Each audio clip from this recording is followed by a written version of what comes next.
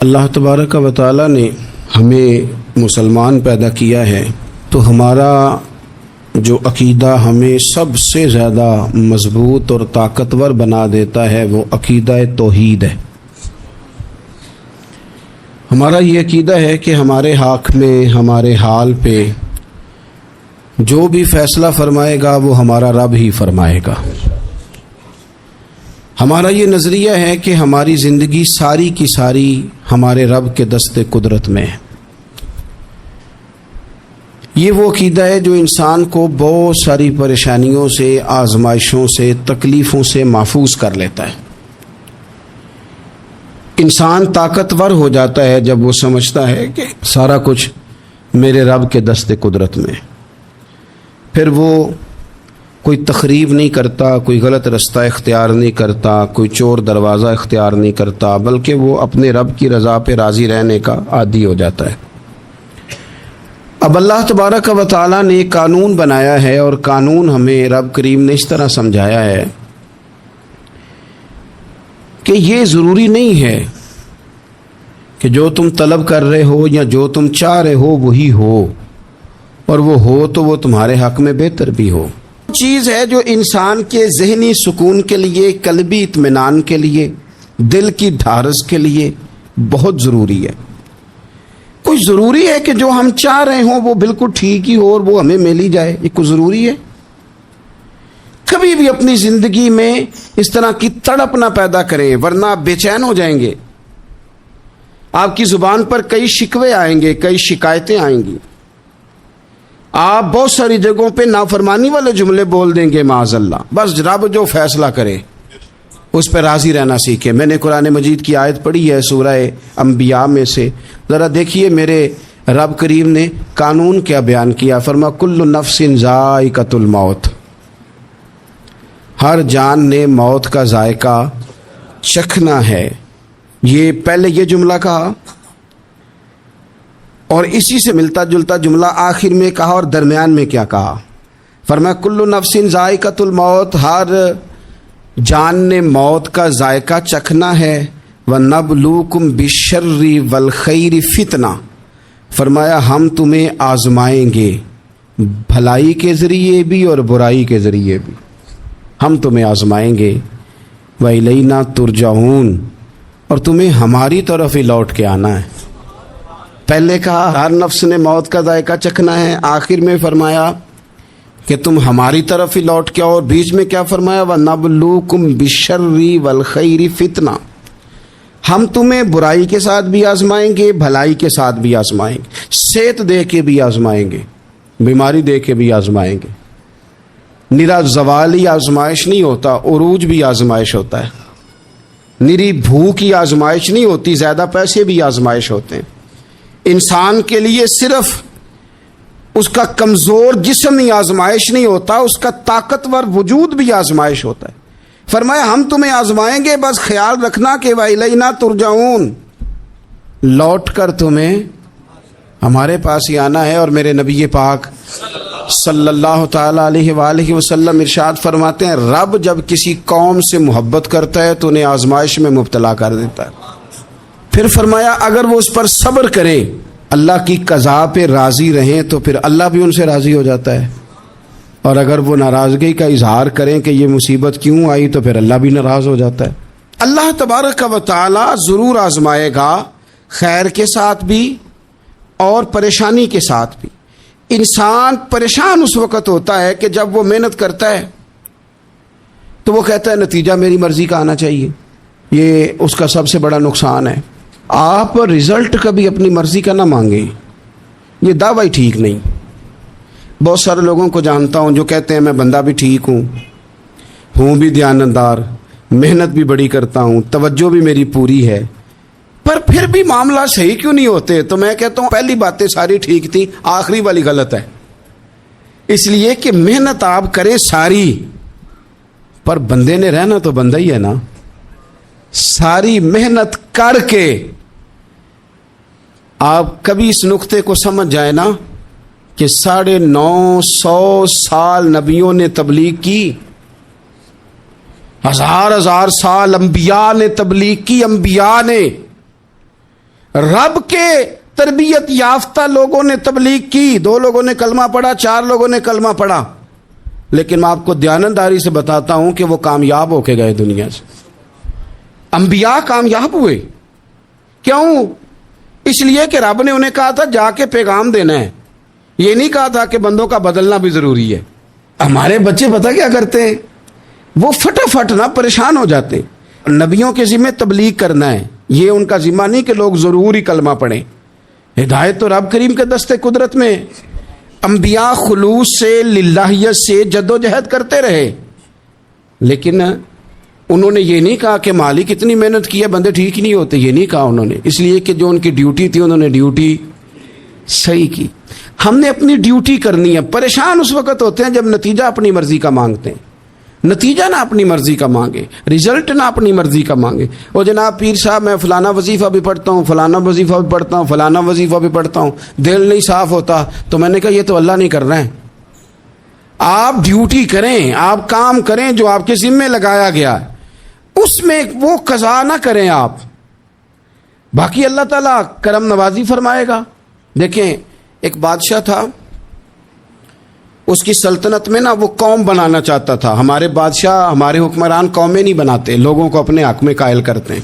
اس لیے کبھی بھی ہمارے ملک میں قومی سوچیں عام نہیں کی جاتی، ذاتی سوچیں عام کی جاتی ہیں، ملی باتیں نہیں کی جاتی، ذاتی باتیں کی جاتی ہیں۔ وہ چاہتا تھا کہ میری قوم بن جائے۔ اس کا ایک ہیرا سلطنت میں سے گم ہو گیا، تو اس نے اعلان کیا، اس نے کہا کہ جو بندہ ہیرا تلاش کر کے لائے گا اسے انعام دوں گا۔ ساری قوم نکل کھڑی ہوئی ہیرا تلاش کرنے پر، ادھر بھی لوگ گئے، ادھر بھی لوگ گئے، خشکیوں میں، دریاؤں میں، جہاں جہاں جس کی پہنچ تھی، جنگلوں میں، وادیوں میں، گھروں میں، بستیوں میں لوگوں نے ڈھونڈا۔ ساری قوم ایک ہیرا تلاش کر رہی ہے۔ بالآخر سب لوگ جمع ہو گئے ایک میدان میں۔ ایک بندہ اوپر چڑھا بادشاہ کے پاس، وہ اونچی جگہ پہ کھڑا تھا، اس نے کہا جناب یہ ہیرا مل گیا ہے۔ اب جب ایک کو ہیرا مل گیا تو باقیوں کے چہرے اتر گئے کہ یہ کامیاب ہوا، ہم ناکام ہوئے۔ بادشاہ چونکہ ان کی تربیت کے لیے یہ کام کر رہا تھا، اس نے کہا تمہارا کیا خیال ہے کہ اس ہیرے کے بغیر میرا گزارا نہیں تھا؟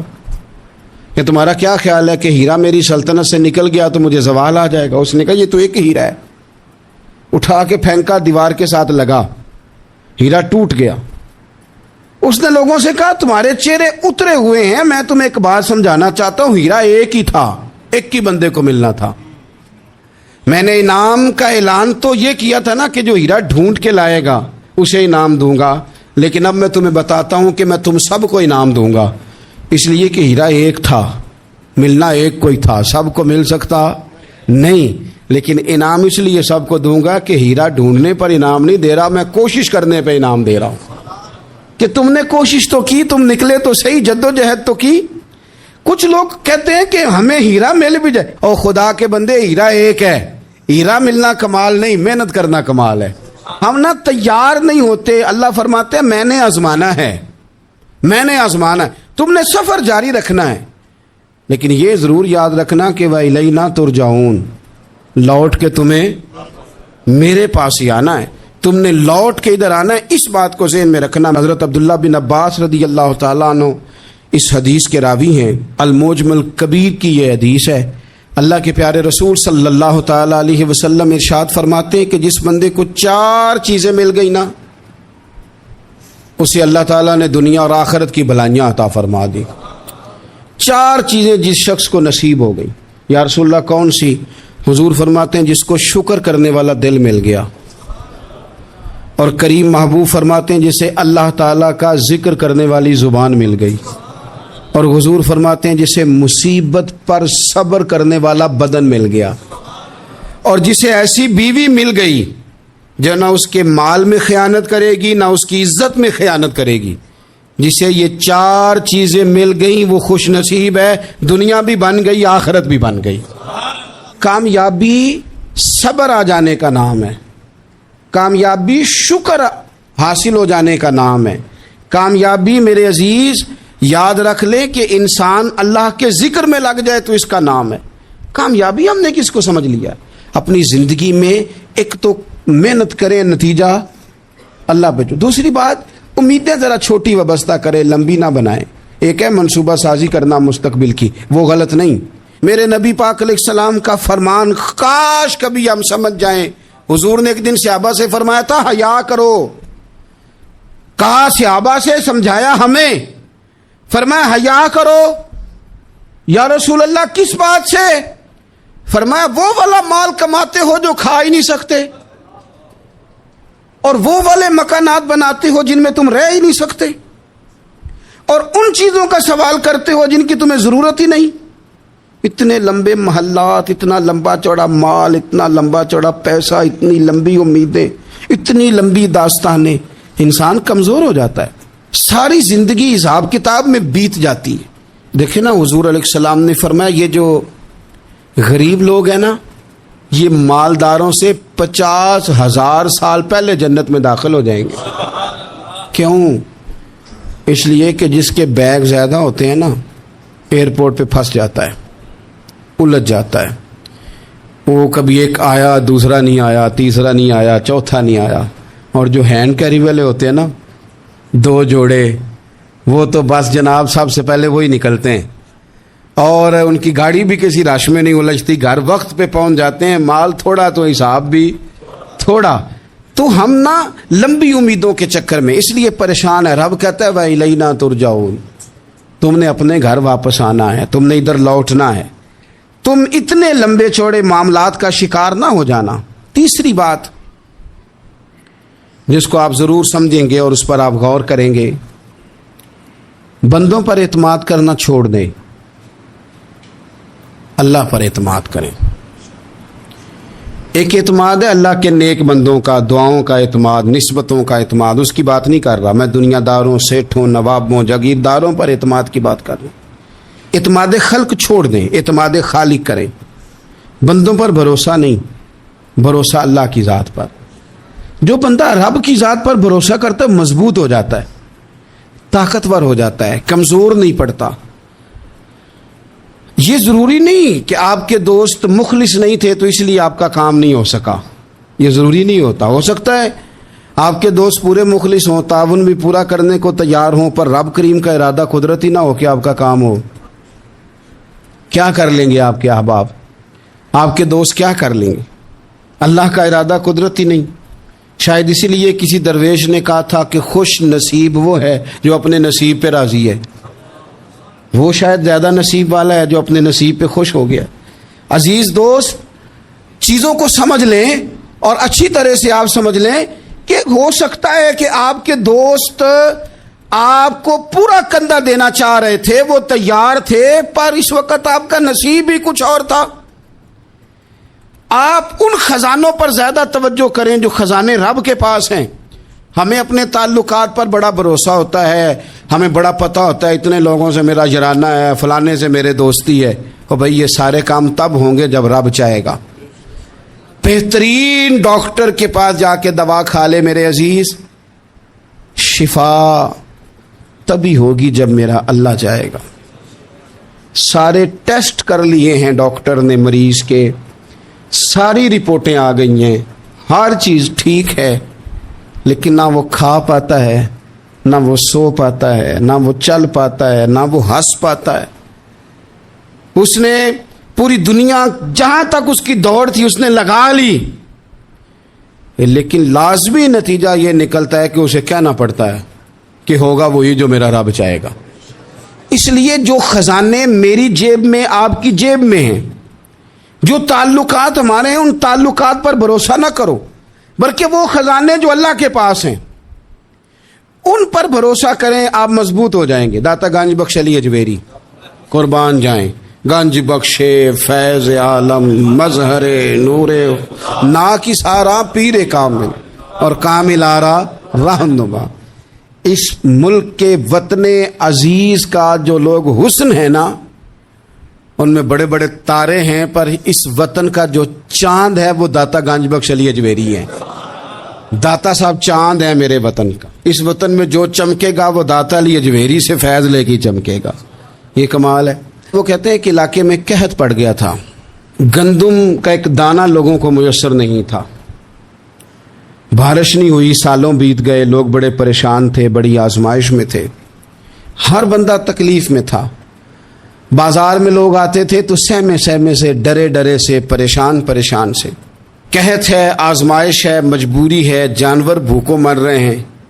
اللہ تبارک و تعالیٰ کی طرف سے لوگوں پر ایک آزمائش ہے، لوگ صبر کر رہے ہیں. کہتے ہیں کہ غلام بازار آیا تھالا لے کے کچھ خریدنے. آیا بھی تو اٹکیلیاں کرتا، اور چیزیں خریدی تو ہنستے ہوئے، اور جانے لگا تو مسکراتے ہوئے. پریشانیوں میں، دکھوں میں کو بندہ اگر اس طرح ہنسے تو بعضوں کا طبیعت چڑ جاتی ہے کہ یار ہم پریشان ہیں، تجھے کس بات کی خوشیاں چڑھی ہوئی ہیں. کہتے ہیں لوگوں نے بازو تھام کے غصے سے کہا تو اتنا خوش کیوں ہے جب سارا شہر پریشان ہے، سارا ملک آزمائش میں ہے، تو اتنا کیوں ہنس رہا ہے؟ کہنے لگا تم ہوگے پریشان. میں جس کا غلام ہوں نا، میرا جو آقا ہے، اس نے اپنے برتن بڑے پہلے گندم سے بھر لیے تھے. میرے آقا کے بڑولے بھرے ہوئے ہیں، لہذا میں کسی پریشانی میں نہیں ہوں، خوش ہوں. داتا علی حجویری رحمۃ اللہ علیہ کمال کر گئے، سید حجویر مخدوم امم. داتا صاحب فرماتے ہیں اگر تیرا اور میرا رب کے خزانوں پر اتنا بھی یقین ہو جائے نا جتنا اس غلام کا اپنے آقا کے خزانے پہ ہے، تو پھر ہم ہر وقت رو کے نہ دکھائیں، پھر ہر وقت ہم غربتوں کے رونے نہ روئیں، پھر ہر وقت ہم یہ مایوسیوں کی کہانیاں نہ سنائیں.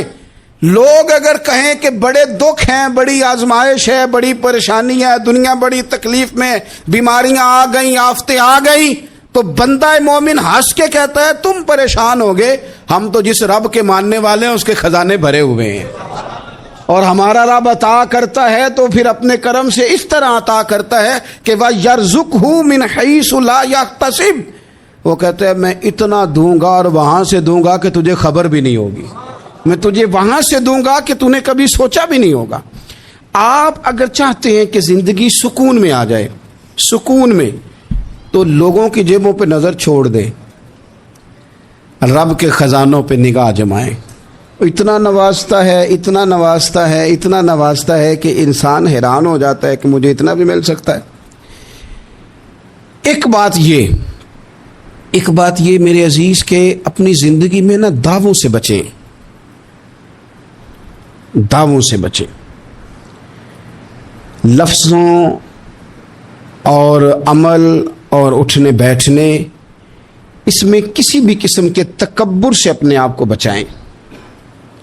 بندہ ہی اچھا لگتا ہے وہ اگر دعووں پہ اتر آتا ہے نا، کہانیوں پہ اتر آتا ہے، اور داستان سرائی پہ اتر آتا ہے، اور وہ لوگوں کو آئینے دکھانے شروع کر دیتا ہے، اور اسے تقوی کا ہیضہ ہو جاتا ہے، نیکی کا بخار چڑھ جاتا ہے، تو پھر بھی وہ پریشان ہو جاتا ہے.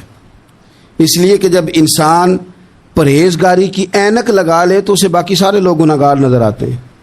آپ اگر سکھ ہی رہنا چاہتے ہیں نا تو عاجزی اختیار کریں. کیوں کہ جب آپ عاجزی اختیار کریں گے تو آپ کو اللہ کی مخلوق اچھی لگنے لگ جائے گی. کیوں کہ آپ اپنے سے بھی کسی کو بہتر سمجھتے ہیں. جب تک آپ میں تکبر ہے، میں نے دیکھا ہے کہ لوگ تکبر کا شکار ہو جاتے ہیں، کسی کو جھوٹا، کسی کو بددیانت، کسی کو فراڈیا، کسی کو دھوکے باز، کسی کو ڈاکو، کسی کو چور، کسی کو غدار، کسی کو فلانا، کسی کو فلانا. اصل بات کیا ہے؟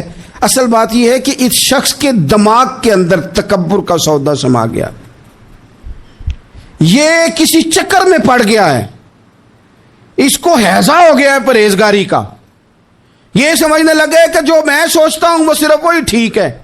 تیرا یہ دعویٰ ہے کہ ساری مخلوق ٹھیک نہیں، اور میرا رب فرماتا ہے لَقَدْ خَلَقْنَا الْإِنسَانَ فِي أَحْسَنِ تَقْوِيمٍ. میں نے مخلوق بنائی بڑی سونی ہے. ہم نا جب یہاں آ جاتے ہیں نا، یہاں ایک شخص تھا جس کا نام تھا بلعم بن باورا. یہ بڑا مستجاب الدعوات تھا، جو دعا مانگتا تھا اللہ قبول فرما لیتا، پرہیزگار تھا. اسم اعظم اللہ نے اسے عطا کر دیا. حضرت موسیٰ علیہ السلام کے دور میں حضرت موسیٰ علیہ السلام نے جب اپنی قوم کو لے کے جبارین کے خلاف جہاد شروع کیا، نکلے تو اس طرف آنا تھا جس طرف یہ رہتا تھا. لوگ سارے اکٹھے ہو کے اس کے پاس آئے، آ کے کہنے لگے حضرت موسیٰ علیہ السلام آ رہے ہیں اپنی قوم کو لے کے حملہ کرنے کے لیے، تو دعا کر دے، معاذ اللہ نبی کے خلاف دعا کر دے، تو بد دعا کر دے تاکہ وہ آ نہ سکے، تیری دعائیں قبول ہوتی ہیں. پہلے تو کہنے لگا کہ کتنے بدبخت ہو، مجھے نبی کے خلاف بات کرنے اور دعا کرنے کا کہہ رہے ہو، معاذ اللہ، بدبخت ہو، دوڑ جاؤ۔ لیکن اللہ سے یہ توفیق مانگے کہ وہ انسان کا شعور سلامت رکھے، شعور سلامت۔ حضرت سلطان باؤ رحمۃ اللہ علیہ نے اپنے دور میں کہا تھا کہ ایمان سلامت ہر کوئی مانگدا ہے، عشق سلامت کوئی، وہ تو انہوں نے کہا تھا نا۔ اور آج کیا حال ہے کہ مال سلامت ہر کوئی مانگدا ہے، تو ایمان سلامت کوئی۔ اب کہاں ایمان سے، اب تو مال سلامت مانگتے ہیں الا ماشاء اللہ۔ تو انہوں نے کہا تھا کہ ہمارے دور میں سارے ایمان کی سلامتی مانگتے ہیں اور میں عشق کی مانگتا ہوں۔ اور میں لوگوں کو کیا کہوں، میں تو یہی کہہ سکتا ہوں حضرت سلطان صاحب سے معافی لے کے کہ حضور ہن تے مال سلامت ہر کوئی منگدا ہے، تے ایمان سلامت کوئی۔ اب تو یہ حال ہو گیا۔ او بلم بن باورا غلط فہمی ہو گئی، پہلے تو لوگوں کو اس نے ڈانٹ دیا، لیکن جب لوگ دوبارہ آئے نا تو تحفے طائف لے کے آئے، لالچ میں آ گیا، پاگل ہو گیا، بیوقوف ہو گیا۔ ہرس ہوس یہ کہیں کا نہیں چھوڑتا انسان کو۔ لوگ نیک لوگوں سے بھی دینداری کا رشتہ نہیں بناتے، دنیا داری کا بنا لیتے۔ وہاں سے بھی مال ڈھونڈتے ہیں جہاں آ کے انہیں دنیا بھول جانی چاہیے تھی۔ مال آیا، دولت لے کے آئے لوگ، انہوں نے تحفے طائف دیے، وہ کہنے لگا ٹھیک ہے، پہلے ڈانٹ رہا تھا کہ نبی کے خلاف میں بد دعا کروں اور اب تیار ہو گیا معاذ اللہ۔ گدھے پہ بیٹھ کے یا گدی پہ بیٹھ کے جا رہا ہے کہ پہاڑ پہ چڑھ کے حضرت موسیٰ علیہ السلام اور ان کی قوم کے خلاف معاذ اللہ بد دعا کرتا ہوں۔ تو رستے میں جاتے ہوئے نا گدی نے منہ پھیر کے کہا کہ باز آ جا۔ گدی کہنے لگی تو مجھے آگے بھیجتا ہے، فرشتے مجھے پیچھے بھیج، باز آ جا۔ بڑے لوگ کانوں میں اذانیں پڑھتے ہیں کہ سیانا ہو جا، سیانا ہو جا، لیکن جب کسی پر بدبختی غالب آتی ہے تو پھر وہ سمجھدار ہونے کو تیار نہیں ہوتا۔ اللہ تعالیٰ اپنی خفیہ تدبیر سے ہمیں محفوظ فرمائے۔ اللہ تعالیٰ ہمارے حق میں جب بھی فیصلہ کرے تو رحمت والا کرے، کرم والا کرے، آسانی والا کرے۔ چڑھ گیا پہاڑ پہ، اور پہاڑ پہ چڑھ کے جب اس نے ہاتھ اٹھائے، وہ لوگ جو بد دعا کرانے والے تھے وہ ساتھ ہی تھے، تو اپنے منہ سے لفظ نکالتا ہے حضرت موسیٰ کے خلاف معاذ اللہ، لیکن وہ لفظ اپنی قوم کے خلاف نکلتے ہیں۔ وہ ان کے خلاف بد دعا کرنے چلا تھا، تو چونکہ ہر چیز اللہ کے دستے قدرت میں ہے نا، تو زبان سے نکالتا کچھ ہے، نکلتا کچھ اور ہے۔ پھر وہ وقت بھی آیا کہ زبان لٹک گئی، سینے پہ آ گئی، عذاب آ گیا اللہ کا، تباہ ہو گیا اپنی قوم سمیت۔ اپنی زندگی میں یاد رکھ لے اچھی طرح، ہرس، ہوس، تکبر، غرور، وہ کسی چیز کا بھی ہو، وہ انسان کو لے ڈوبتا ہے۔ اگر آپ زمین پہ کھڑے رہ کے لوگوں کو دیکھیں گے تو کچھ لوگ اگر آپ کو اپنے برابر نظر آئیں گے نا قد میں، تو کچھ انشاءاللہ بڑے بھی نظر آئیں گے۔ ہم نے لسٹیں بنا لی ہیں کہ کون کون کتنا غلط ہے، ہم نے ہر ایک کے بارے میں 2-4 باتیں یاد کر لی، فلانا اتنا خراب ہے، فلانا اتنا اور فلانا اتنا۔ اس کا نقصان یہ ہوا ہے کہ اللہ کی خوبصورت مخلوق، خوبصورت رنگوں میں ہم نے حالات خراب کر لیے ہیں۔ اگر ہم چاہتے ہیں کہ ہمارا دل سکون میں آئے، قرار میں آئے، تو زندگی عاجزی والی، انکساری والی، اللہ تبارک و تعالیٰ کی بات۔ میں اکثر کہتا ہوں کہ نبی پاک صلی اللہ تعالیٰ علیہ وآلہ وسلم نے کتنی شانیں بیان کی، حضرت عمر فاروق، کتنی عظمتیں حضور نے ان کی بیان کی۔ جب ان کا وصال ہونے لگا نا، ان کو زخم لگا، تو لوگ ان کی تعریفیں کرنے لگے۔ اب ان کو بھی پتہ تھا کہ میری عظمت میں حضور نے کیا کچھ بیان کیا ہے۔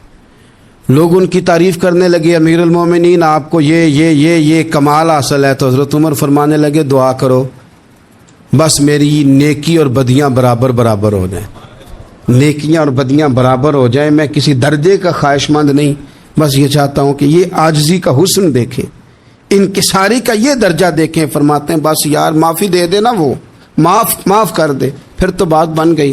میں جلسوں پہ، اجتماعات پہ جاتا ہوں تو ایک رواج بن گیا ہے، لوگ بڑی بڑی قطاروں میں پھول لے کے کھڑے ہو جاتے ہیں اور گاڑیوں میں پھینکتے ہیں۔